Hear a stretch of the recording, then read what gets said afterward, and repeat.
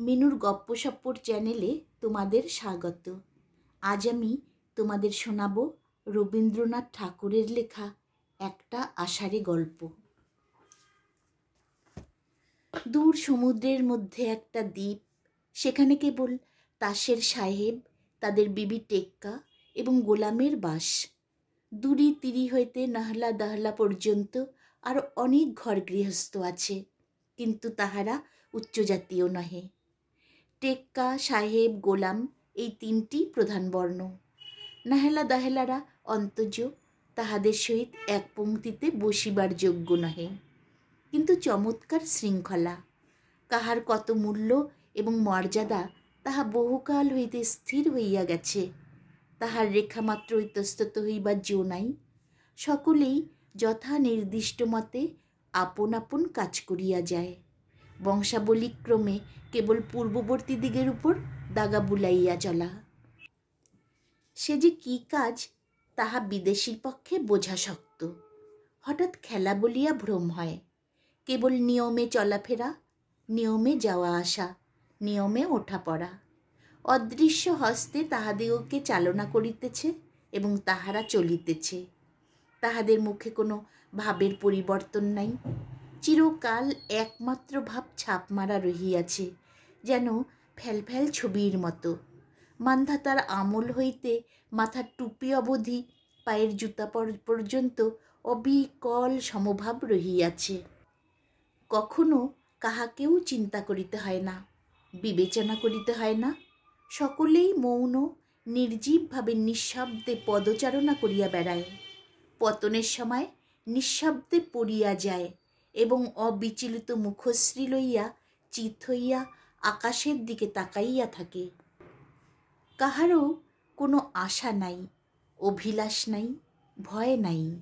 নতুন পথে চলিবার চেষ্টা নাই, হাসি নাই, কান্না নাই, সন্দেহ নাই, দ্বিধা নাই। খাঁচার মধ্যে যেমন পাখি ঝটপট করে, এই চিত্রিতবৎ মূর্তিগুলির অন্তরে সেরূপ কোনো একটা জীবন্ত প্রাণীর অশান্ত আক্ষেপের লক্ষণ দেখা যায় না। অথচ এককালে এই খাঁচাগুলির মধ্যে জীবের বসতি ছিল।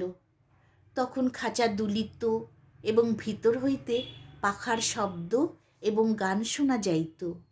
গভীর অরণ্য এবং বিস্তৃত আকাশের কথা মনে পড়িত। এখন কেবল পিঞ্জরে সংকীর্ণতা এবং সুশৃঙ্খল শ্রেণীবিন্যস্ত লৌহ শলাকাগুলাই অনুভব করা যায়। পাখি উড়িয়াছে কি মরিয়াছে, কি জীবনমৃত হইয়াছে, তাহা কে বলিতে পারে। আশ্চর্য স্তব্ধতা এবং শান্তি, পরিপূর্ণ স্বস্তি এবং সন্তোষ। পথে ঘাটে গৃহে সকলই সুসংহত, সুবিহিত। শব্দ নাই, দ্বন্দ্ব নাই, উৎসাহ নাই, আগ্রহ নাই, কেবল নিত্য নৈমিত্তিক ক্ষুদ্র কাজ এবং ক্ষুদ্র বিশ্রাম। সমুদ্র অবিশ্রাম একতান শব্দপূর্বক তটের উপর সহস্র ফেনশুভ্র কোমল করতলের আঘাত করিয়া সমস্ত দ্বীপকে নিদ্রাবেশে আচ্ছন্ন করিয়া রাখিয়াছে। পক্ষী মাতার দুই প্রসারিত নীল পক্ষের মতো আকাশ দিগদিগন্তের শান্তি রক্ষা করিতেছে। অতি দূর পরপারে গাঢ় নীল রেখার মতো বিদেশের আভাস দেখা যায়। সেখান হইতে রাগদেশের দ্বন্দ্ব কোলাহল সমুদ্র পার হইয়া আসিতে পারে না। সেই পরপারে, সেই বিদেশে এক দুয়ারানির ছেলে, এক রাজপুত্র বাস করে। সে তাহার নির্বাসিত মাতার সহিত সমুদ্র তীরে আপন মনে বাল্যকাল যাপন করিতে থাকে। সে একা বসিয়া বসিয়া মনে মনে এক অত্যন্ত বৃহৎ অভিলাষের জাল বুনিতেছে। সেই জাল দিগদিগন্তারে নিক্ষেপ করিয়া কল্পনায় বিশ্বজগতের নব নব রহস্যরাশি সংগ্রহ করিয়া আপনার দ্বারের কাছে টানিয়া তুলিতেছে। তাহার অশান্ত চিত্ত সমুদ্রের তীরে আকাশের সীমায় ওই দিগন্তরোধী নীল গিরিমালার পরপারে সর্বদা সঞ্চরণ করিয়া ফিরিতেছে। খুঁজিতে চায় কোথায় পক্ষীরাজ ঘোড়া, সাপের মাথার মানিক, পারিজাত পুষ্প, সোনার কাঠি, রূপার কাঠি পাওয়া যায়। কোথায় 7 সমুদ্র 13 নদীর পারে দুর্গম দৈত্য ভবনে স্বপ্ন সম্ভবা অলোক সুন্দরী রাজকুমারী ঘুমাইয়া রহিয়াছেন। রাজপুত্র পাঠশালে পড়িতে যায়। সেখানে পাঠান্তে সদাগরের পুত্রের কাছে দেশ বিদেশের কথা এবং কোটালের পুত্রের কাছে তালবেতালের কাহিনী শোনে। ঝুপঝুপ করিয়া বৃষ্টি পড়ে, মেঘে অন্ধকার হইয়া থাকে। গৃহদ্বারে মায়ের কাছে বসিয়া সমুদ্রের দিকে চাহিয়া রাজপুত্র বলে, মা, একটা খুব দূর দেশের গল্প বলো। মা অনেকক্ষণ ধরিয়া তাহার বাল্যশ্রুত এক অপূর্ব দেশের অপূর্ব গল্প বলিতেন। বৃষ্টির ঝরঝর শব্দের মধ্যে সেই গল্প শুনিয়া রাজপুত্রের হৃদয় উদাস হইয়া যাইত। একদিন সদাগরের পুত্র আসিয়া রাজপুত্রকে কহিল, সাঙ্গাত, পড়াশোনা তো সাঙ্গ করিয়াছি, এখন একবার দেশ ভ্রমণে বাহির হইব, তাই বিদায় লইতে আসিলাম। রাজার পুত্র কহিল, আমিও তোমার সঙ্গে যাইব। কোটালের পুত্র কহিল, আমাকে কি একা ফেলিয়া যাইবে? আমিও তোমাদের সঙ্গী। রাজপুত্র দুঃখিনী মাকে গিয়া বলিল, মা, আমি ভ্রমণে বাহির হইতেছি, এবার তোমার দুঃখমোচনের উপায় করিয়া আসিব। 3 বন্ধুতে বাহির হইয়া পড়িল। সমুদ্রে সদাগরের দ্বাদস্তরী প্রস্তুত ছিল। 3 বন্ধু চড়িয়া বসিল। দক্ষিণের বাতাসে পাল ভরিয়া উঠিল। নৌকাগুলা রাজপুত্রের হৃদয় বাসনার মতো ছুটিয়া চলিল। শঙ্খদ্বীপে গিয়া এক নৌকা শঙ্খ, চন্দনদ্বীপে গিয়া এক নৌকা চন্দন, প্রবাল দ্বীপে গিয়া এক নৌকা প্রবাল বোঝাই হইল। তাহার পর আর 4 বৎসরে গজদন্ত, মৃগনাভি, লবঙ্গ, জায়ফলে যখন আর 4টি নৌকা পূর্ণ হইল, তখন সহসা একটা বিপর্যয় ঝড় আসিল। সব কটা নৌকা ডুবিল। কেবল একটি নৌকা 3 বন্ধুকে একটা দ্বীপে আছাড়িয়া ফেলিয়া খান খান হইয়া গেল। এই দ্বীপে তাসের টেক্কা, তাসের সাহেব, তাসের বিবি, তাসের গোলাম যথা নিয়মে বাস করে এবং দাহলা নাহলাগুলাও তাদের পদানুবর্তী হইয়া যথা নিয়মে কাল কাটায়। তাসের রাজ্যে এতদিন কোনো উপদ্রব ছিল না। এই প্রথম গোলযোগের সূত্রপাত হইল। এতদিন পরে প্রথম এই একটা তর্ক উঠিল, এই যে 3টে লোক হঠাৎ একদিন সন্ধ্যাবেলায় সমুদ্র হইতে উঠিয়া আসিল, ইহাদিগকে কোন শ্রেণীতে ফেলা যাইবে? প্রথমত, ইহারা কোন জাতি? টেক্কা, সাহেব, গোলাম না দহলা নাহলা? দ্বিতীয়ত, ইহারা কোন গোত্র? ইস্কাবন, চিরেতন, হরতন অথবা রুহিতন? এ সমস্ত স্থির না হইলে ইহাদের সহিত কোনো রূপ ব্যবহার করাই কঠিন। ইহারা কাহার অন্ন খাইবে, কাহার সহিত বাস করিবে? ইহাদের মধ্যে অধিকার ভেদে কেই বা বায়ুকোণে, কেই বা নৈঋত কোণে, কেই বা ঈশান কোণে মাথা রাখিয়া এবং কেই বা দণ্ডায়মান হইয়া নিদ্রা দিবে, তাহার কিছুই স্থির হয় না। এ রাজ্যে এত বড় বিষম দুশ্চিন্তার কারণ ইতিপূর্বে আর কখনো ঘটে নাই। কিন্তু ক্ষুধা কাতর বিদেশি বন্ধু 3টির এ সকল গুরুতর বিষয়ে তিলমাত্র চিন্তা নাই। তাহারা কোনো গতিকে আহার পাইলে বাঁচে। যখন দেখিল তাহাদের আহারাদি দিতে সকলে ইতস্তত করিতে লাগিল এবং বিধান খুঁজিবার জন্য টেক্কারা বিরাট সভা আহ্বান করিল, তখন তাহারা যে যেখানে যে খাদ্য পাইল খাইতে আরম্ভ করিয়া দিল। এই ব্যবহারে দুরি তিরি পর্যন্ত অবাক। তিরি কহিল, ভাই দুরি, ইহাদের বাজবিচার কিছুই নাই। দুরি কহিল, ভাই তিরি, বেশ দেখিতেছি, ইহারা আমাদের অপেক্ষাও নিচ জাতীয়। আহারাদি করিয়া ঠান্ডা হইয়া 3 বন্ধু দেখিল এখানকার মানুষগুলা কিছু নতুন রকমের, যেন জগতে ইহাদের কোথাও মূল নাই, যেন ইহাদের টিকি ধরিয়া কে উৎপাটন করিয়া লইয়াছে। ইহারা এক প্রকার হতবুদ্ধিভাবে সংসারের স্পর্শ পরিত্যাগ করিয়া দুলিয়া দুলিয়া বেড়াইতেছে। যাহা কিছু করিতেছে তাহা যেন আর একজন কে করাইতেছে, ঠিক যেন পুতলাবাজির দোদুল্যমান পুতুলগুলির মতো। তাই কাহারও মুখে ভাব নাই, ভাবনা নাই, সকলেই নিরতিশয় গম্ভীর চালে যথা নিয়মে চলাফেরা করিতেছে, অথচ সব শুদ্ধ ভারী অদ্ভুত দেখাইতেছে। চারিদিকে এই জীবন্ত নির্জীবতার পরম গম্ভীর রকম সকম দেখিয়া রাজপুত্র আকাশে মুখ তুলিয়া হা হা করিয়া হাসিয়া উঠিল। এই আন্তরিক কৌতুকের উচ্চ হাস্যধ্বনি তাসরাজ্যের কলরবহীন রাজপথে ভারী বিচিত্র শুনাইল। এখানে সকলই এমনই একান্ত, যথাযথ, এমনই পরিপাটি, এমনই প্রাচীন, এমনই সুগম্ভীর যে কৌতুক আপনার অকস্মাৎ উচ্ছ্বসিত উচ্ছৃঙ্খল শব্দে আপনি চকিত হইয়া, ম্লান হইয়া, নির্বাপিত হইয়া গেল। চারিদিকের লোকপ্রবাহ পূর্বাপেক্ষা দ্বিগুণ স্তব্ধ, গম্ভীর অনুভূত হইল। কোটালের পুত্র এবং সদাগরের পুত্র ব্যাকুল হইয়া রাজপুত্রকে কহিল, ভাই সাঙ্গাত, এই নিরানন্দ ভূমিতে আর এক দণ্ড নয়। এখানে আর 2 দিন থাকিলে মাঝে মাঝে আপনাকে স্পর্শ করিয়া দেখিতে হইবে জীবিত আছি কিনা। রাজপুত্র কহিল, না ভাই, আমার কৌতূহল হইতেছে। ইহারা মানুষের মতো দেখিতে, ইহাদের মধ্যে এক ফোঁটা জীবন্ত পদার্থ আছে কিনা একবার নাড়া দিয়া দেখিতে হইবে। এমনই তো কিছুকাল যায়, কিন্তু এই 3টে বিদেশি যুবক কোনো নিয়মের মধ্যেই ধরা দেয় না। যেখানে যখন ওঠা, বসা, মুখ ফেরানো, উপর হওয়া, চিত হওয়া, মাথা নাড়া, ডিগবাজি খাওয়া উচিত, ইহারা তাহার কিছুই করে না, বরং সকৌতুকে নিরীক্ষণ করে এবং হাসে।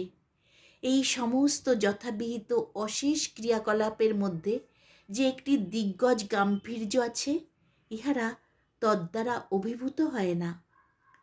একদিন টেক্কা সাহেব গোলাম আসিয়া রাজপুত্র, কোটালের পুত্র এবং সদাগরের পুত্রকে হাড়ির মতো গলা করিয়া অবিচলিত গম্ভীর মুখে জিজ্ঞাসা করিল, তোমরা বিধান মতো চলিতেছ না কেন? 3 বন্ধু উত্তর করিল, আমাদের ইচ্ছা। হাড়ির মতো গলা করিয়া তাসরাজ্যের 3 অধিনায়ক স্বপ্নাভিভূতের মতো বলিল, ইচ্ছা? সে বেটাকে? ইচ্ছা কি সেদিন বুঝিল না, কিন্তু ক্রমে ক্রমে বুঝিল। প্রতিদিন দেখিতে লাগিল, এমন করিয়া না চলিয়া অমন করিয়া চলাও সম্ভব। যেমন এদিক আছে তেমনি ওদিকেও আছে। বিদেশ হইতে 3টে জীবন্ত দৃষ্টান্ত আসিয়া জানাইয়া দিল, বিধানের মধ্যেই মানবের সমস্ত স্বাধীনতার সীমা নহে।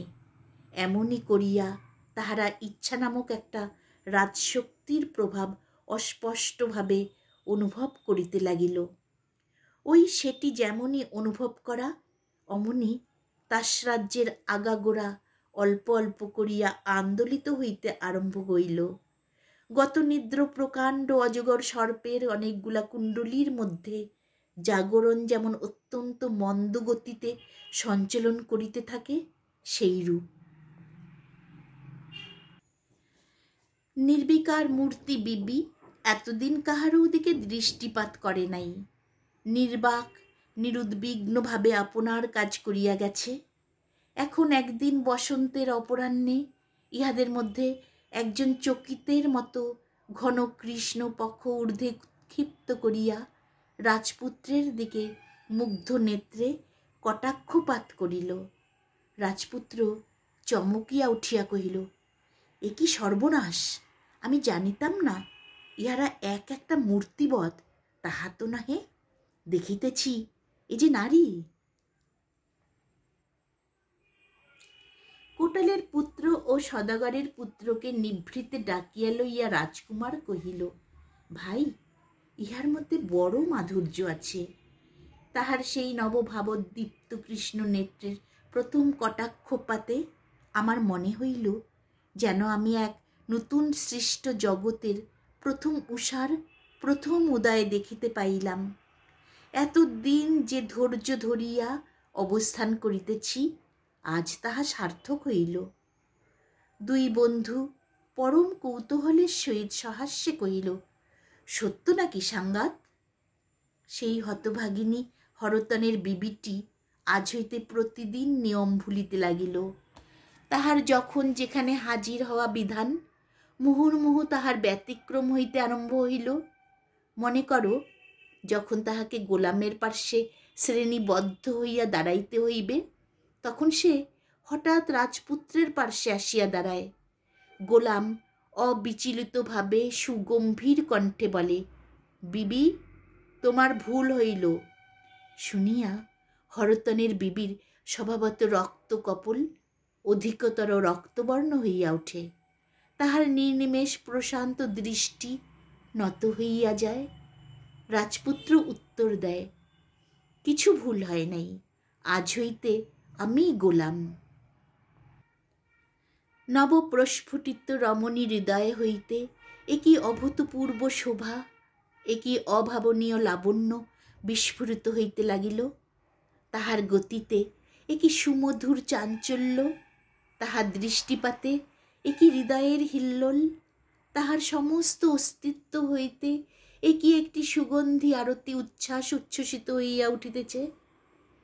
এই নব অপরাধিনীর ভ্রম সংশোধনে সাতিশয় মনোযোগ করিতে গিয়া আজকাল সকলেরই ভ্রম হইতে লাগিল।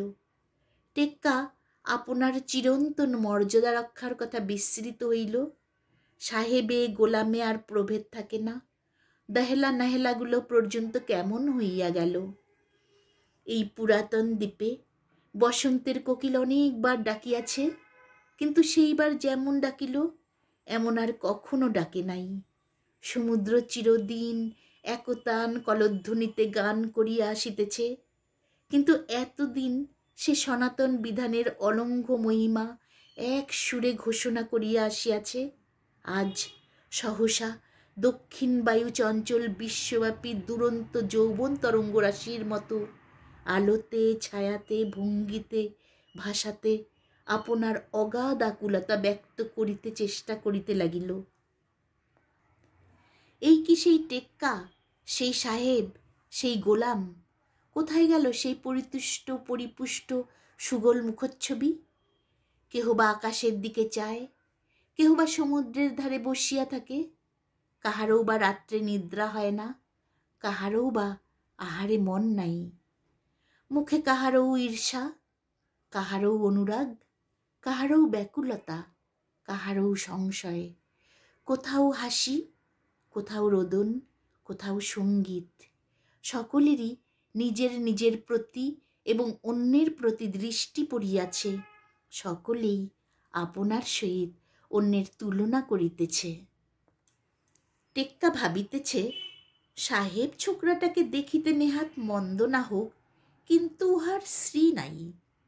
আমার চালচলনের মধ্যে এমন একটা মাহাত্ম্য আছে যে কোনো কোনো ব্যক্তিবিশেষের দৃষ্টি আমার দিকে আকৃষ্ট না হইয়া থাকিতে পারে না। সাহেব ভাবিতেছে, টেক্কা সর্বদা ভারী টকটক করিয়া ঘাড় বাঁকাইয়া বেড়াইতেছে। মনে করিতেছে, উহাকে দেখিয়া বিবিগুলা বুক ফাটিয়ে মারা গেল বলিয়া ঈষৎ বক্র হাসিয়া দর্পণে মুখ দেখিতেছে। দেশে যতগুলি বিবি ছিলেন সকলেই প্রাণপণে সাজসজ্জা করেন আর পরস্পরকে লক্ষ্য করিয়া বলেন, মরিয়া যাই, গর্বিণীর এত সাজের ধুম কিসের জন্য গো বাপু? উহার রকম সকম দেখিয়া লজ্জা করে বলিয়া দ্বিগুণ প্রযত্নে হাবভাব বিস্তার করিতে থাকেন। আবার কোথাও দুই সখায়, কোথাও দুই সখীতে গলায় ধরিয়া নিভৃতে বসিয়া গোপন কথাবার্তা হইতে থাকে। কখনো হাসে, কখনো কাঁদে, কখনো রাগ করে, কখনো মান অভিমান চলে, কখনো সাধাসাধি হয়। যুবকগুলা পথের ধারে বনের ছায়ায় তরুমূলে পৃষ্ঠ রাখিয়া শুষ্ক পত্র রাশির উপর পা ছড়াইয়া অলসভাবে বসিয়া থাকে।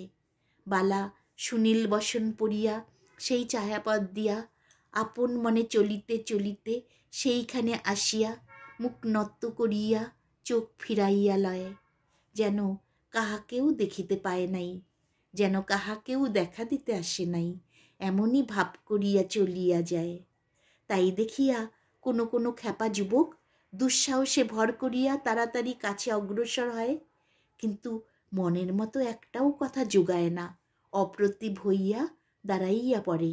অনুকূল অবসর চলিয়া যায় এবং রমণীয় অতীত মুহূর্তের মতো ক্রমে ক্রমে দূরে বিলীন হইয়া যায়।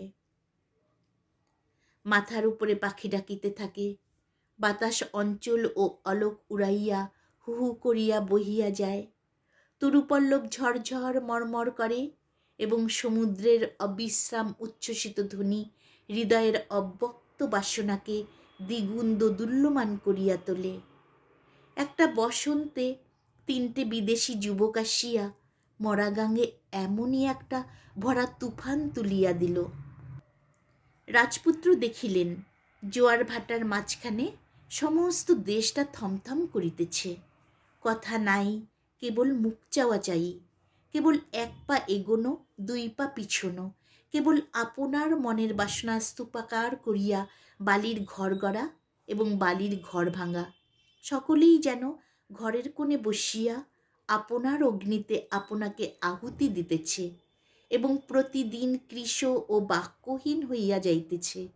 কেবল চোখ দুটা জ্বলিতেছে এবং অন্তর্নিহিত বাণীর আন্দোলনে ওষ্ঠাধর বায়ু কম্পিত পল্লবের মতো স্পন্দিত হইতেছে। রাজপুত্র সকলকে ডাকিয়া বলিলেন, বাঁশি আনো, তুড়িভেড়ি বাজাও, সকলে আনন্দধ্বনি করো, হরতনের বিবি স্বয়ম্বরা হইবেন। তৎক্ষণাৎ দহলা নহলা বাঁশিতে ফু দিতে লাগিল। দুরি তিরি তুড়ি ভেরি লইয়া পড়িল। হঠাৎ এই তুমুল আনন্দ তরঙ্গে সেই কানাকানি চাওয়াচাই ভাঙ্গিয়া গেল। উৎসবে নরনারী একত্র মিলিত হইয়া কত কথা, কত হাসি, কত পরিহাস, কত রহস্য ছলে মনের কথা বলা, কত ছল করিয়া অবিশ্বাস দেখানো, কত উচ্চ হাস্যে তুচ্ছ আলাপ। ঘন অরণ্যে বাতাস উঠিলে যেমন শাখায় শাখায়, পাতায় পাতায়, লতায় বৃক্ষে নানা ভঙ্গিতে হেলাদোলা মেলামেলি হইতে থাকে, ইহাদের মধ্যে তেমনই হইতে লাগিল। এমনই কলরবর আনন্দোৎসবের মধ্যে বাঁশিতে সকাল হইতে বড় মধুর স্বরে সাহানা বাজিতে লাগিল। আনন্দের মধ্যে গভীরতা, মিলনের মধ্যে ব্যাকুলতা, বিশ্ব দৃশ্যের মধ্যে সৌন্দর্য, হৃদয়ে হৃদয়ে প্রীতির বেদনা সঞ্চার করিল। যাহারা ভালো করিয়া ভালোবাসে নাই তাহারা ভালোবাসিল, যাহারা ভালোবাসিয়াছিল তাহারা আনন্দে উদাস হইয়া গেল। হরতনের বিবি রাঙ্গা বসন পড়িয়া সমস্ত দিন একটা গোপন ছায়াকুঞ্জে বসিয়াছিল। তাহার কানেও দূর হইতে সাহানার তান প্রবেশ করিতেছিল এবং তাহার 2টি চক্ষু মুদ্রিত হইয়া আসিয়াছিল। হঠাৎ এক সময়ে চক্ষু মেলিয়া দেখিল সম্মুখে রাজপুত্র বসিয়া তাহার মুখের দিকে চাহিয়া আছে। সে অমনি কম্পিত দেহে 2 হাতে মুখ ঢাকিয়া ভূমিতে লুণ্ঠিত হইয়া পড়িল। রাজপুত্র সমস্ত দিন একাকী সমুদ্র তীরে পদচারণা করিতে করিতে সেই সন্ত্রস্ত নেত্রক্ষেপ এবং সলজ্জ লুণ্ঠন মনে মনে আলোচনা করিতে লাগিলেন। রাত্রে শত সহস্র দ্বীপের আলোকে, মালার সুগন্ধে, বাঁশির সঙ্গীতে অলঙ্কৃত সুসজ্জিত সহাস্য শ্রেণীবদ্ধ যুবকদের সভায় একটি বালিকা ধীরে ধীরে কম্পিত চরণে মালা হাতে করিয়া রাজপুত্রের সম্মুখে আসিয়া নত শিরে দাঁড়াইল। অভিলষিত কণ্ঠে মালাও উঠিল না, অভিলষিত মুখে চোখও তুলিতে পারিল না। রাজপুত্র তখন আপনি শির নত করিলেন এবং মাল্য স্খলিত হইয়া তাহার কণ্ঠে পড়িয়া গেল। চিত্রবৎ নিস্তব্ধ সভা সহসা আনন্দোচ্ছ্বাসে আলোড়িত হইয়া উঠিল। সকলে বরকন্যাকে সমাদর করিয়া সিংহাসনে লইয়া বসাইল। রাজপুত্রকে সকলে মিলিয়া রাজ্যে অভিষেক করিল। সমুদ্র পাড়ের দুঃখিনী দুয়ারানী সোনার তরিতে চড়িয়া পুত্রের নবরাজ্যে আগমন করিলেন। ছবির দল হঠাৎ মানুষ হইয়া উঠিয়াছে। এখন আর পূর্বের মতো সেই অবিচ্ছিন্ন শান্তি এবং অপরিবর্তনীয় গাম্ভীর্য নাই। সংসার প্রবাহ আপনার সুখ দুঃখ, রাজদেশ, বিপদ সম্পদ লইয়া এই নবীন রাজার নবরাজ্যকে পরিপূর্ণ করিয়া তুলিল। এখন কেহ ভালো, কেহ মন্দ, কাহারও আনন্দ, কাহারও বিষাদ। এখন সকলে মানুষ, এখন সকলে অলঙ্ঘ বিধান মতে নিরীহ না হইয়া নিজের ইচ্ছা মতে সাধু এবং অসাধু